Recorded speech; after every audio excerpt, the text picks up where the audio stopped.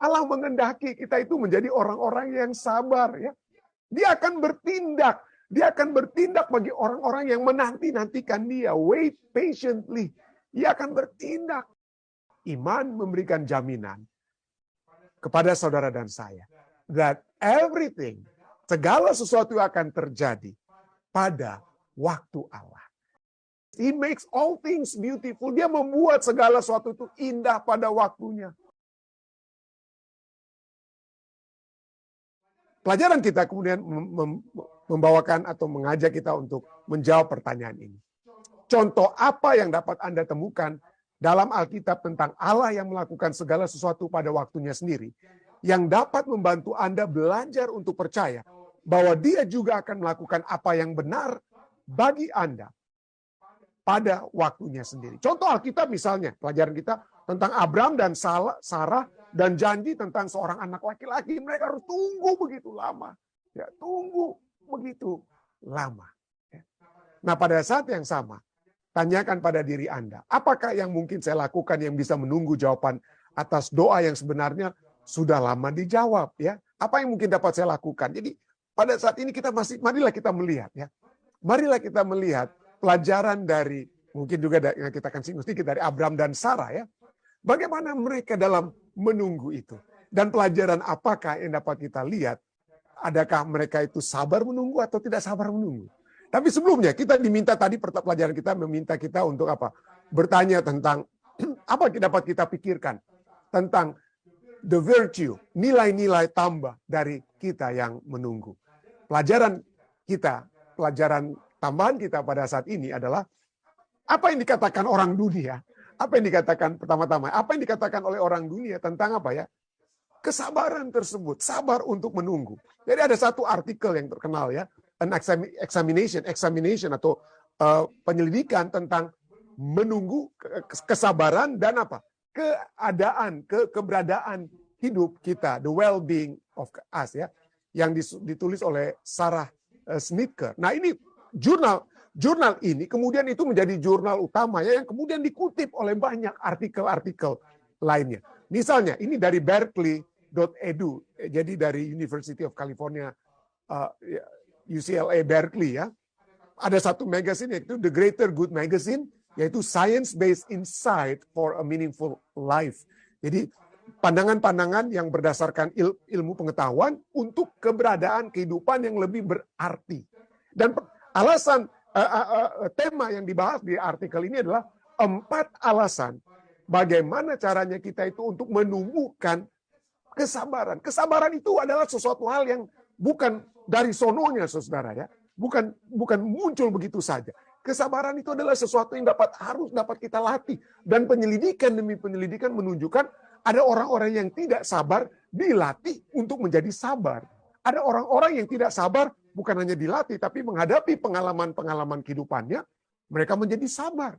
Ada seorang pria, seorang wanita, di masa muda mereka itu, tidak sabar sekali. Tapi pada saat mereka punya anak, jadilah mereka orang tua yang sabar. Kenapa? Karena mungkin nggak ada pilihan lain selain harus bersabar, ya, menghadapi anak-anak mereka. Jadi pengalaman, pendidikan, dan hal-hal lainnya, itu dapat diajarkan kepada kita atau mengajarkan kepada saudara dan saya untuk menjadi orang yang sabar. Jadi dari artikel ini ada 4 alasan kenapa kita harus menumbuhkan kesabaran, ya. Good things really do come to those who wait. Itu satu statement, ya, bahwa hal-hal yang baik itu akan datang kepada orang-orang yang menunggu, orang-orang yang sabar. Yang pertama, orang yang sabar memiliki kesehatan mental yang lebih baik.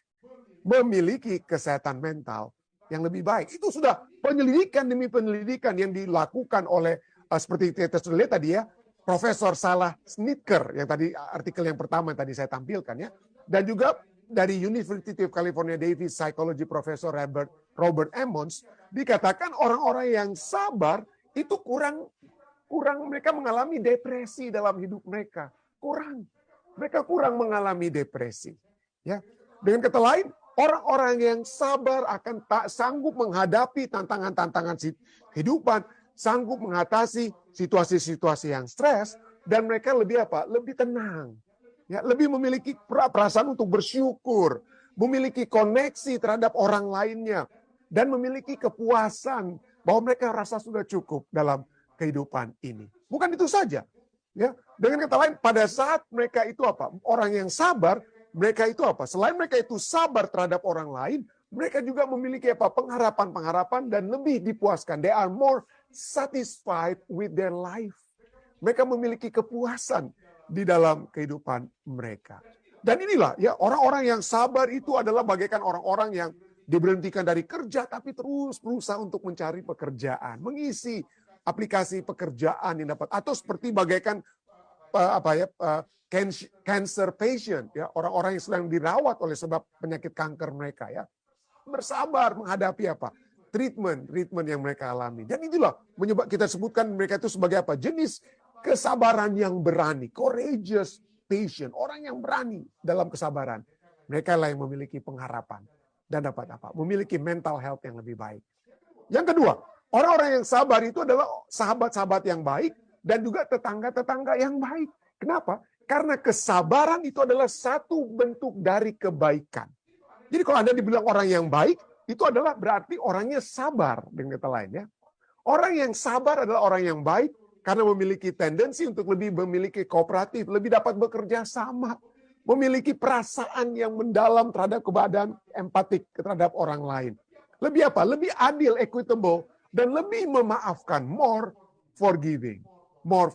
Dengan kata lain, mereka rela, orang yang sabar itu rela untuk menjadi tidak nyaman agar supaya orang lain lebih nyaman atau masalah penderitaan mereka itu lebih diangkat. Jadi yang penting orang lain lebih berbahagia walaupun saya dapat apa? Orang yang sabar itu walaupun saya harus apa, ya? Saya mengalami ketidaknyamanan, yang penting orang lain apa? Berbahagia. Yang ketiga, orang-orang yang sabar itu lebih dapat mencapai tujuan mereka. Jadi jangan seperti orang-orang yang tidak sabar, pindah-pindah kerja mereka. Waduh, gak kuat, cepat pindah-pindah kerja. Dihajar sedikit, masalah sedikit dengan manajer, langsung pindah kerja ini, lompat-lompat. Itu umumnya orang yang lompat-lompat itu di tempat pekerjaan yang baru, mereka itu harus memulai dengan apa? Posisi yang baru, gaji yang baru, dan hal-hal yang baru yang tidak baik. Tapi kalau kita bersabar di tempat kerja, ya, maka kita akan apa, ya? Walaupun mungkin setengah mati, tapi kita akan bisa naik. Posisi kita naik, gaji kita apa, ya? Gaji kita juga naik. Jadi itulah, ya. Orang-orang yang sabar akan pada ujung-ujungnya akan menuai hasil kesabarannya. Ya. Dan bukan itu saja. Kesabaran itu juga bukan hanya berhubungan dengan mental health, kesehatan mental yang baik, tetapi juga kesehatan tubuh yang baik. Ya. Kesehatan tubuh yang baik. Jadi pada saat orang-orang yang sabar itu orangnya tidak cepat panas, tidak cepat stres, tidak cepat tersinggung, tidak cepat ini dan itu, ya.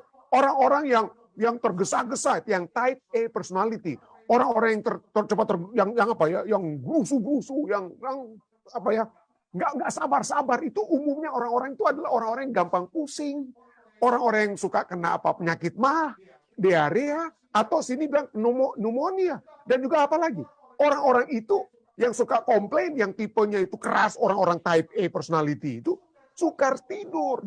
Jadi kalau Anda adalah orang-orang yang sukar tidur, mungkin harus pikir, aduh saya ini orangnya sabar atau enggak ini, ya. Kok begitu? Tentu saja penyakit masalah tidak sukar tidur itu bukan hanya dari segi apa, ya, orangnya tidak sabar, tentunya ada banyak faktor. Tetapi salah satu faktor orang yang sukar tidur itu orangnya tidak sabar, saudara. Tidak sabar. Allah mengendaki kita itu menjadi orang-orang yang sabar, ya. Dia akan bertindak bagi orang-orang yang menanti-nantikan dia. Wait patiently. Dia akan bertindak bagi orang. Itulah Yesaya 64 ayat 4 katakan. Dan Yesaya 40 ayat 31 kan, orang-orang yang menanti-nantikan Tuhan, orang-orang yang wait patiently, orang yang bersabar akan mendapatkan kekuatan baru.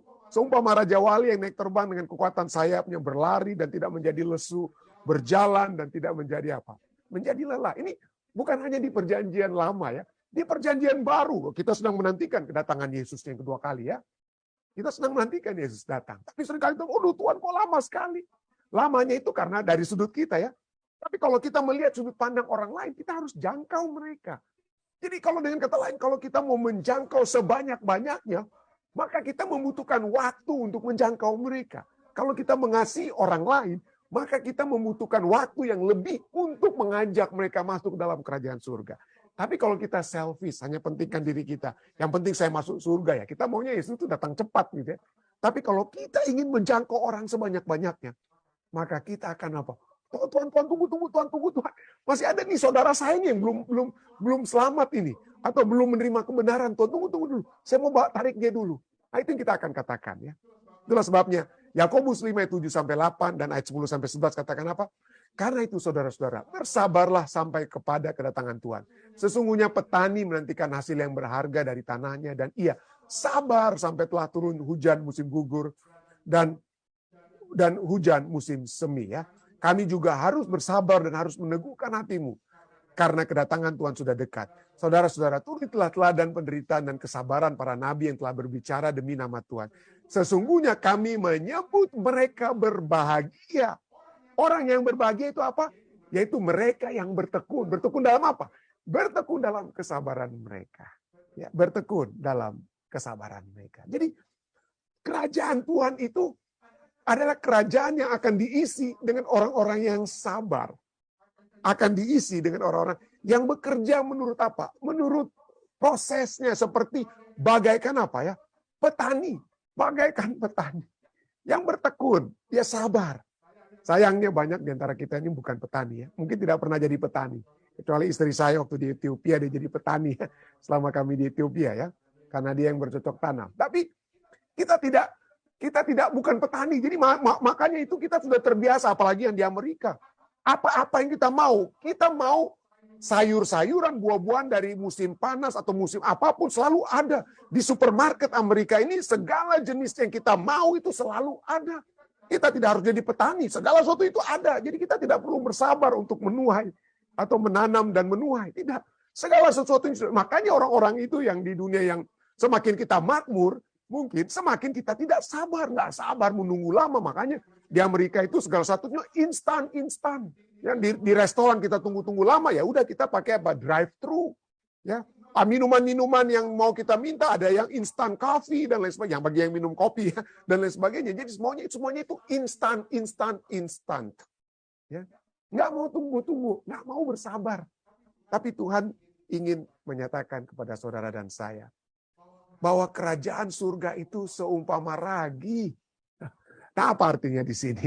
Ya, saya sudah buat bocorannya sedikit ya. Apa artinya kerajaan surga itu seumpama ragi? Matius 13 ayat 33 ya. Parabel kita ya, salah satu parabel yang cukup singkat ya. Ia menceritakan perumpamaan ini juga kepada mereka. Hal kerajaan surga itu seumpama ragi yang diambil seorang perempuan dan diadukan ke dalam tepung terigu 3 sukat sampai kamir seluruhnya, sampai bersatu ragi tersebut ya. Nah, ini adalah satu perumpamaan. Perumpamaan ragi itu artinya perumpamaan itu menekankan satu poin. Perumpamaan ada yang di simbol itu ragi itu simbol dari di dalam ayat ini. Ragi itu adalah simbol kerajaan apa? Kerajaan sorga. Tapi seringkali ragi itu kalau dalam perumpamaan lainnya itu juga merupakan simbol dari apa? Kejahatan ya. Kejahatan. 1 Korintus 5 ayat 8 berbicara, marilah kita berpesta bukan dengan ragi yang lama, bukan pula dengan ragi keburukan dan kejahatan, tetapi dengan roti yang tidak beragi, yaitu kemurnian dan kebenaran. Jadi ragi itu juga dapat dalam satu perumpamaan dapat berbicara tentang kejahatan. Tapi teks kita yang kita akan pelajari saat ini, Matius 13 ayat 13, kerajaan sorga itu seumpama ragi. Seumpama ragi. Dan apa hubungannya dengan pembahasan kita tentang kesabaran? Saya ingin Anda menekankan, ingat-ingat ini 3 sukat. Kata yang saya garis bawahi dengan apa ya? Merah ini. 3 sukat ya. 3 sukat. Nah, pada saat Yesus berbicara tentang kerajaan sorga itu bagaikan ragi. Apa yang ada dalam benak mereka? Apa yang ada dalam benak para pendengar perumpamaan Yesus tersebut? Mereka tentunya akan mengasosiasikan bahwa ragi itu berhubungan pertama-tama dengan apa? Hari raya roti tidak beragi yang sehubungan dengan apa? Peristiwa Paskah atau perayaan Paskah. Ya, ada perayaan Paskah itu juga berhubungan juga dengan perayaan hari raya roti tiga apa ya? Roti tidak beragi pada saat mereka apa? Keluar dari Mesir.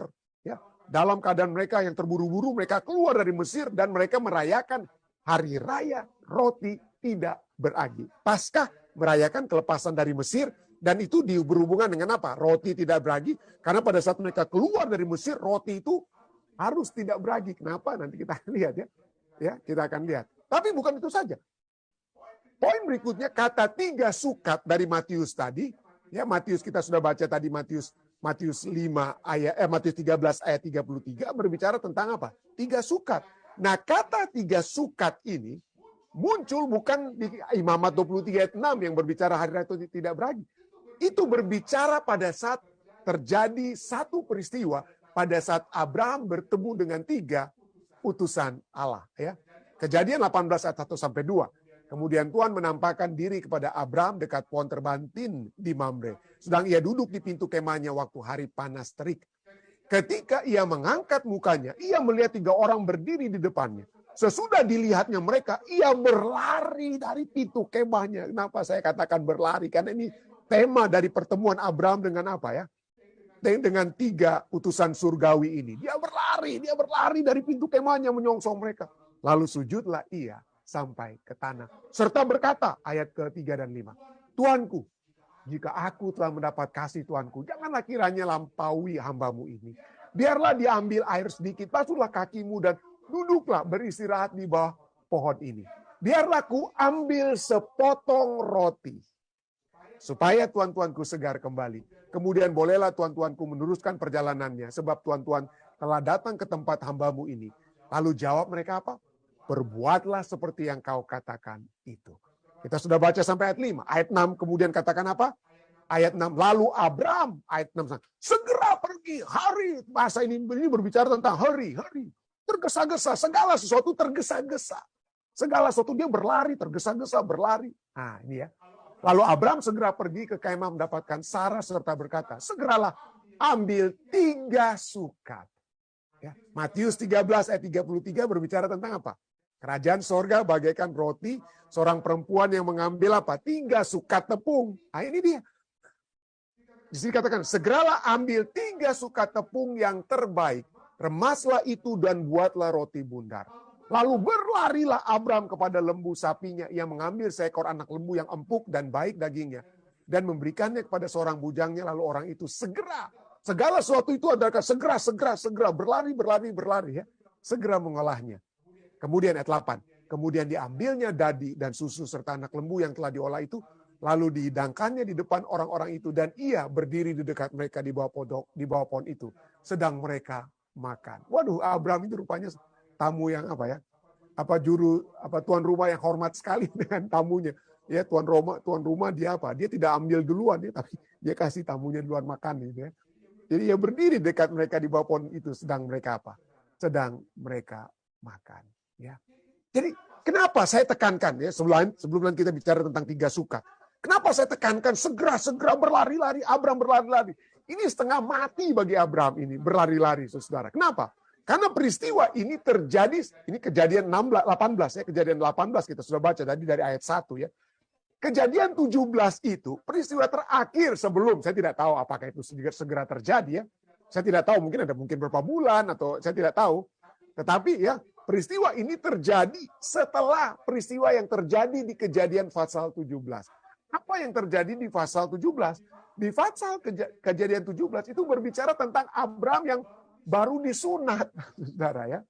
Pada saat itu Abraham dan Ismail anaknya itu, Ismail itu anak bukan dari Rahel istri, bukan dari Sarah istrinya ya, bukan dari Sarah.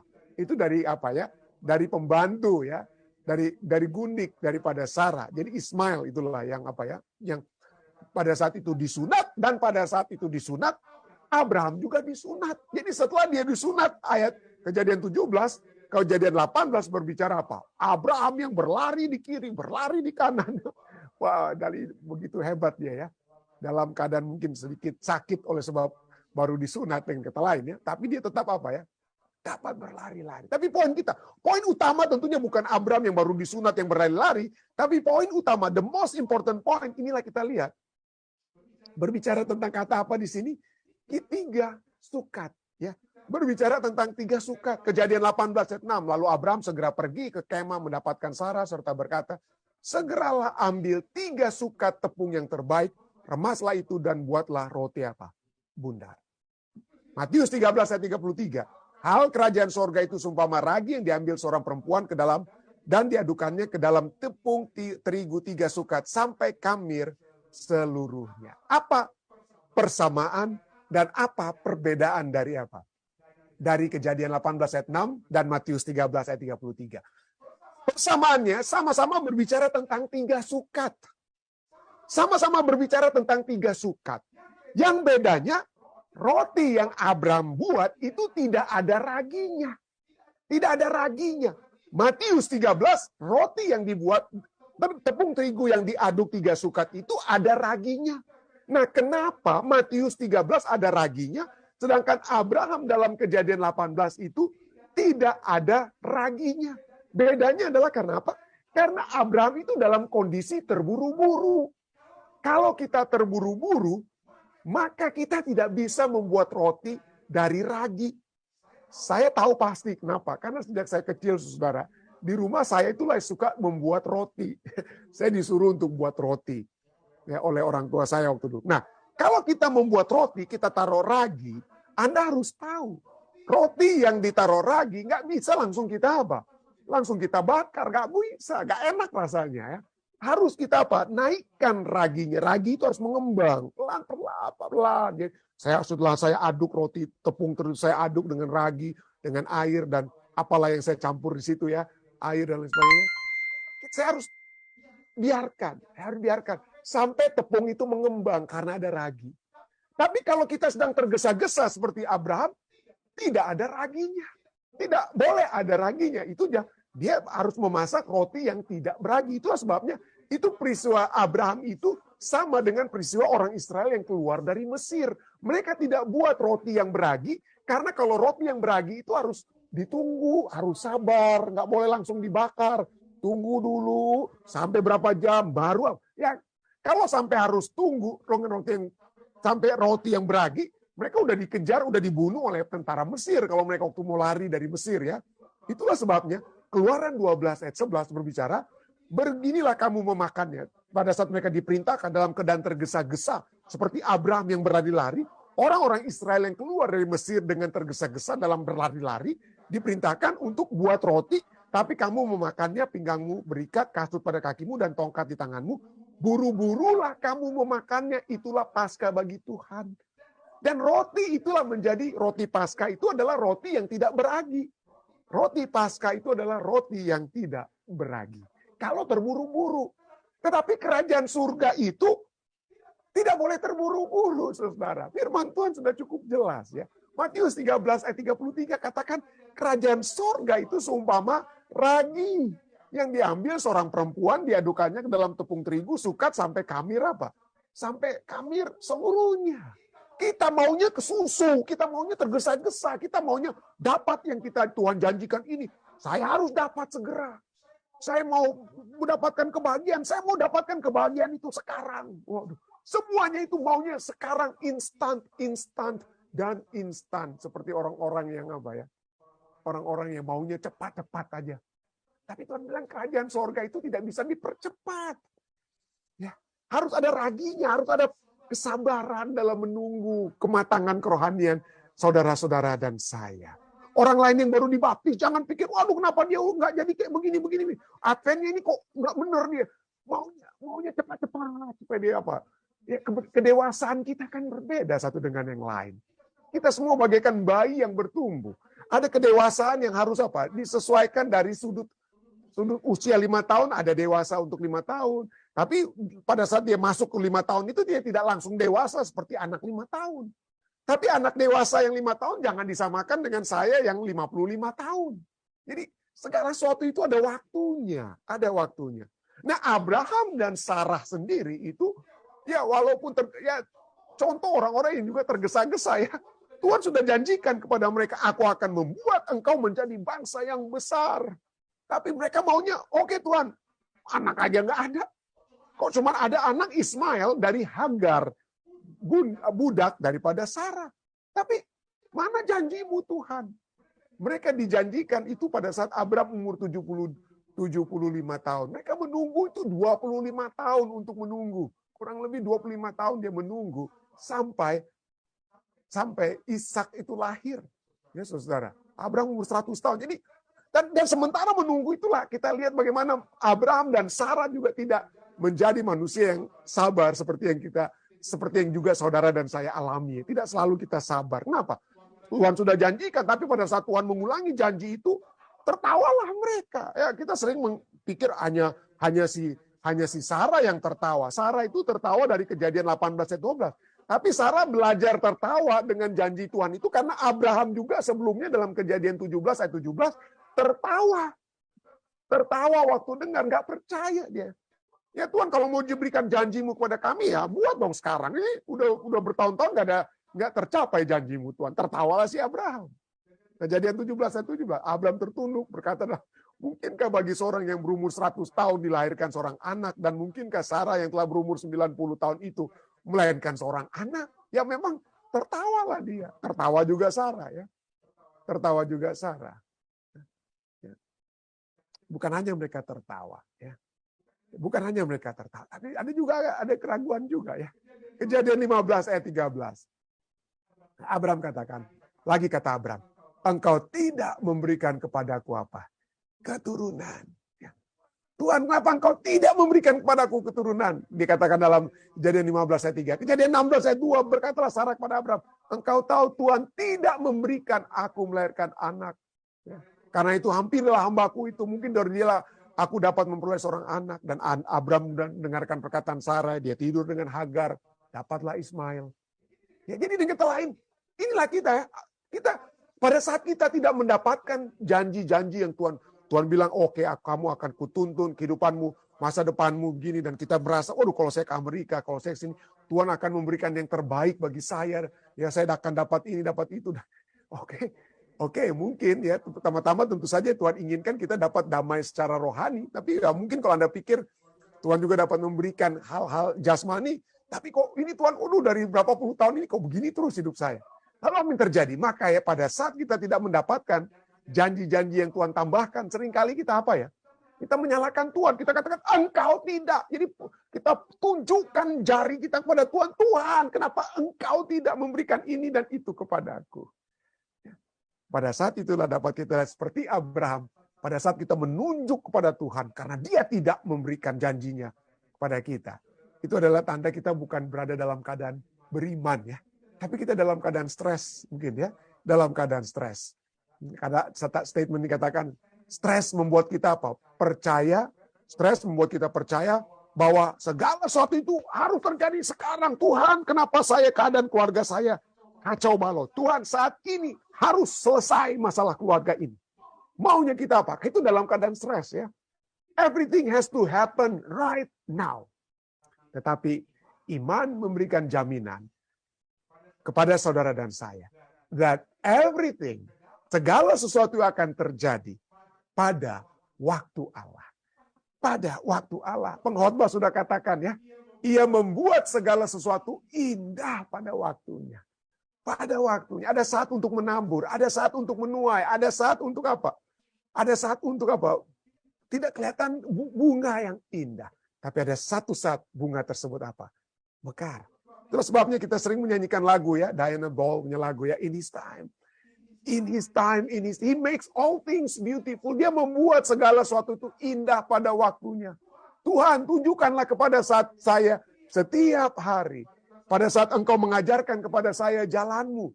To do just what you say. Untuk melakukan apa yang kau katakan.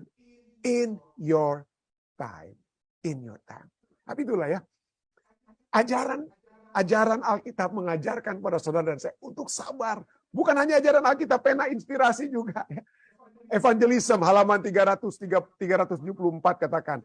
Setiap jiwa yang jujur, yang menerima sabat dari perintah keempat, akan melihat dan memahami tugasnya pada waktunya. Every unsold, setiap orang yang jujur, yang menerima kebenaran firman Tuhan, misalnya kebenaran sabat dari hukum keempat, akan menyadari, memahami his duty in time. Akan memahami tugasnya pada waktunya. Tapi itu akan memakan waktu untuk beberapa orang.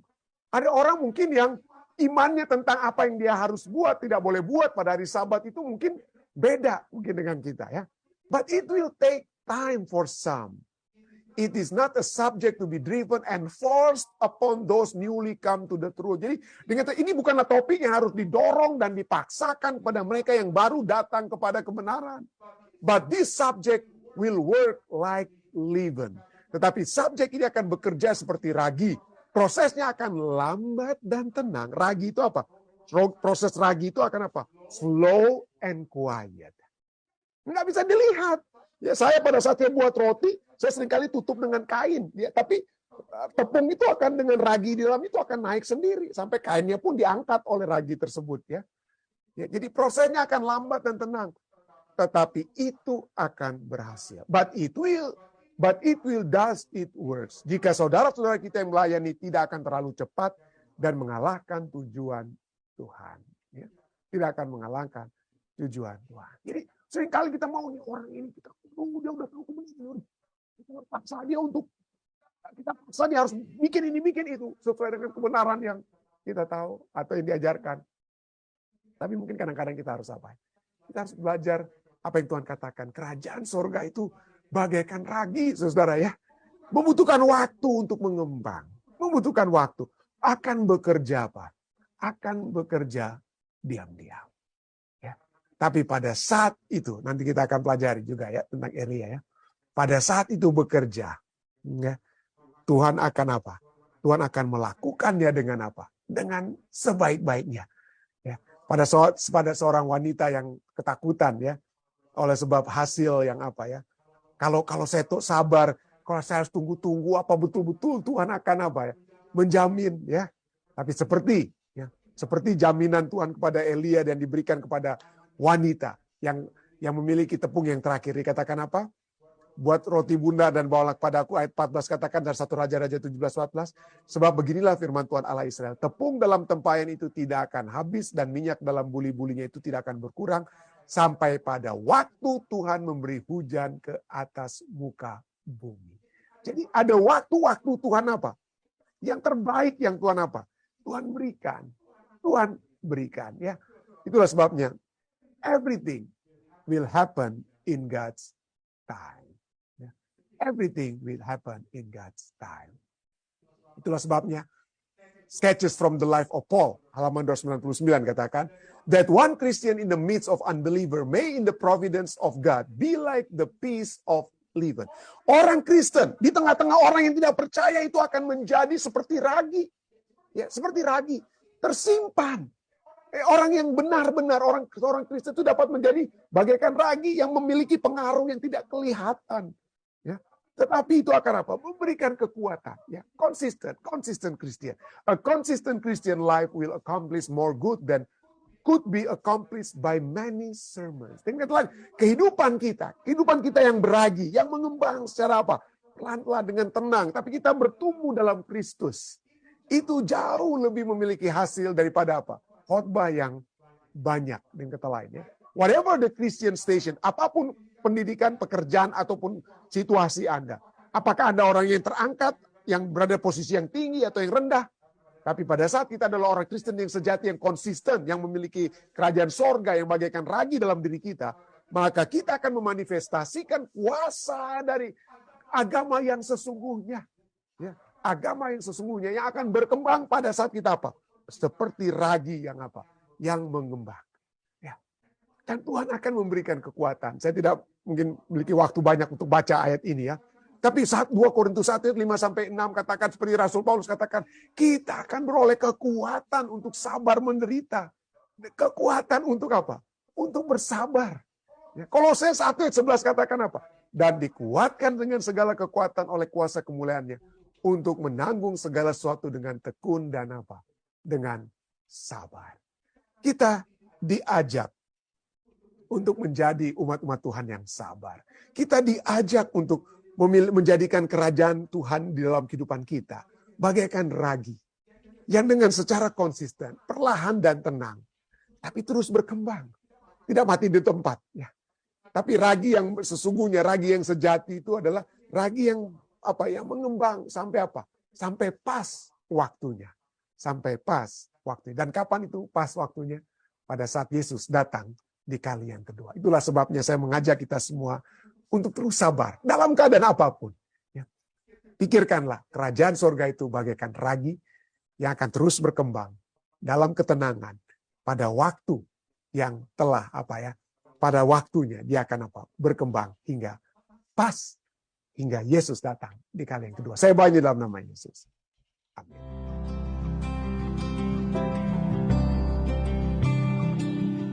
Bergabung bersama-sama dengan kami di Jemaat Kistak untuk acara ibadah malam pada saat ini waktu New Jersey, pagi waktu Indonesia.